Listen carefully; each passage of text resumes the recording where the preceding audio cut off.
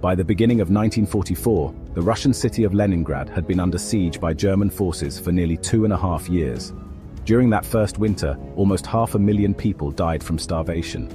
Volunteers struggled to put out fires and build defenses, but by 1944 life in the city had become almost unbearable. Several relief efforts had failed.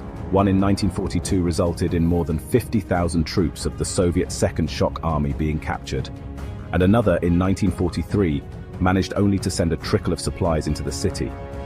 Even so, throughout 1943, around 20,000 people continued to die each month from cold, disease, and hunger. By January 1944, with the Germans in full retreat, Stalin turned his attention to the suffering city.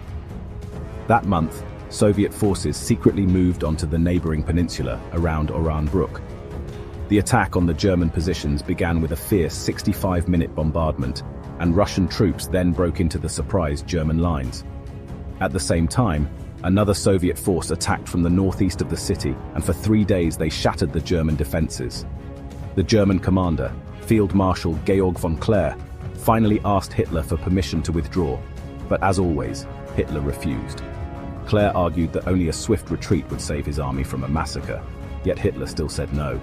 Eventually, Hitler fired him and replaced him with General Walter Murder, known as Hitler's fireman, for his fierce loyalty and strong Nazi views. Even so, the danger was obvious, and the new commander disobeyed Hitler by pulling out. After 2.5 years, the siege of Leningrad was finally lifted, though nearly 1 million Russian civilians had died.